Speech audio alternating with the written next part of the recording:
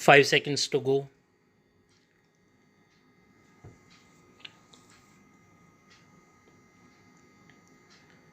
Start. In matters of appointment of judicial officers, the opinion of the High Court is not a mere formality because the High Court is in the best position to know about the suitability of candidates to the post of district judge. The Constitution therefore expects the Governor to engage in constructive constitutional dialogue with the High Court before appointing persons to the post of district judges under Article 233. In State of Haryana versus Inder Prakash Anand HCS, a constitution bench of this court, speaking through Chief Justice A. N. Ray, observed that the High Court is acquainted with the capacity of work of the members already in service. Underlining the significance of the High Court's control over the appointments under Article 235, it was held that the High Court's opinion will have a binding effect on the Governor according to the constitutional scheme. This court noted as follows: the control vested in the High Court is that if the High Court is of opinion that a particular judicial officer is not fit to be retained in service, the High Court will communicate that to the Governor because the Governor is the authority to dismiss, remove, reduce in rank, or terminate the appointment. In such cases, it is the contemplation in the Constitution that the Governor, as the head of the state, will act in harmony with the recommendation of the High Court. If the recommendation of the High Court is not held to be binding on the state, consequences will be unfortunate.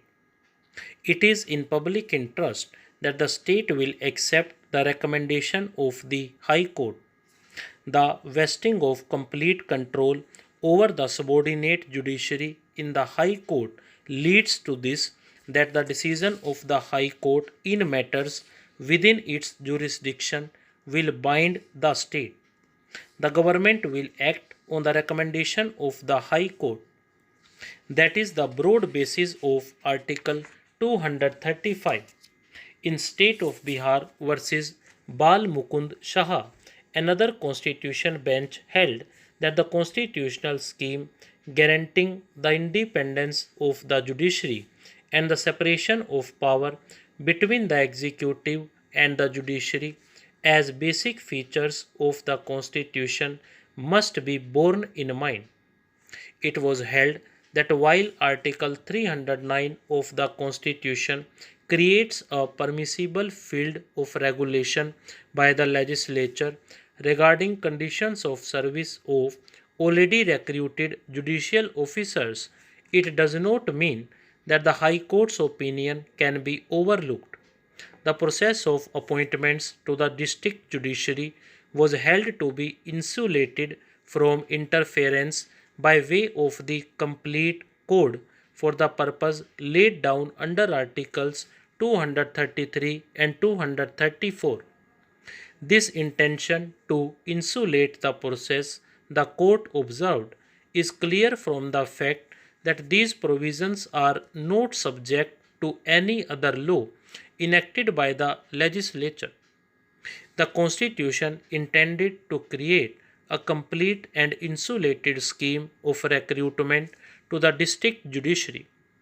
Speaking in the context of the rules under Articles 234, 235, and 309 specifically, this court observed that consultation with the High Court was indispensable. Stop.